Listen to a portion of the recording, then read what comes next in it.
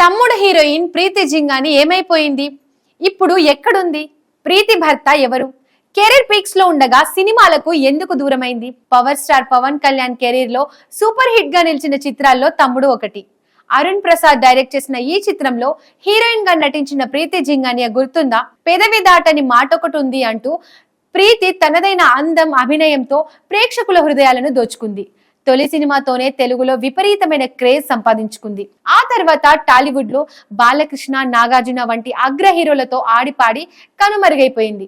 1980 August 18న ముంబైలో సింధీ హిందూ కుటుంబంలో ప్రీతి జింగాని జన్మించారు.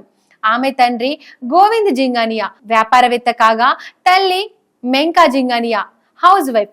ప్రీతికి దీప అనే సోదరి కూడా ఉంది. ముంబైలోని జీడి సోమాని మెమోరియల్ స్కూల్లో పాఠశాల విద్యను అభ్యసించిన ప్రీతి జై హింద్ కళాశాలలో గ్రాడ్యుయేషన్ కంప్లీట్ చేసింది. కాలేజీ రోజుల్లోనే ప్రీతి మోడల్ గా తన కెరీర్ ను ప్రారంభించింది. రాజశ్రీ ప్రొడక్షన్స్ మ్యూజిక్ వీడియో చుయిమయి సీతుమ్లో మెరిసింది. ఈ మ్యూజిక్ వీడియో భారీ విజయాన్ని సాధించింది. ఆ తర్వాత పలు టీవీ ప్రకటనల్లో యాక్ట్ చేసిన ప్రీతికి మొదట మలయాళంలో మజా విల్లు సినిమాలో అవకాశం వచ్చింది.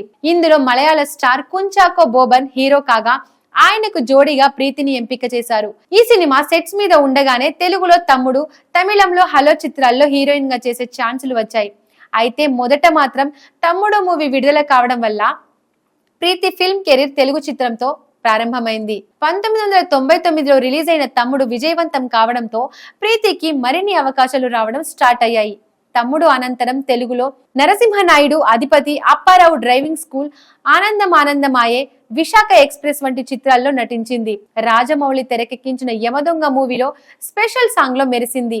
తెలుగులో తక్కువ సినిమాలు చేసిన బాలీవుడ్ లో మాత్రం దాదాపు 25 చిత్రాల్లో పనిచేసింది. నార్త్ లో స్టార్ హీరోయిన్ గా ముద్ర వేయించుకుంది. అలాగే తమిళ్, కన్నడ, పంజాబీ, బెంగాలీ, ఉర్దూ, రాజస్థానీ భాషల్లో కూడా ప్రీతి సినిమాలు చేసింది. అయితే కెరీర్ లో ఉన్న సమయంలోనే ప్రీతి ప్రేమలో పడింది. 2006లో విడుదలైన Bollywood movie with love Tumhare sets లో నటుడు, దర్శకుడు మరియు నిర్మాత అయిన పర్వీన్ దాబాస్ ను ప్రీతి కలుసుకుంది. మొదట స్నేహితులుగా ఉన్న వీరిద్దరూ ఆ తర్వాత ప్రేమికులుగా మారారు. పెద్దలను ఒప్పించి 2008లో గ్రాండ్ గా వివాహం చేసుకున్నారు. పెళ్లి తర్వాత కూడా ప్రీతి యాక్టింగ్ కెరీర్ ను కొనసాగిస్తూ పలు చిత్రాల్లో నటించింది.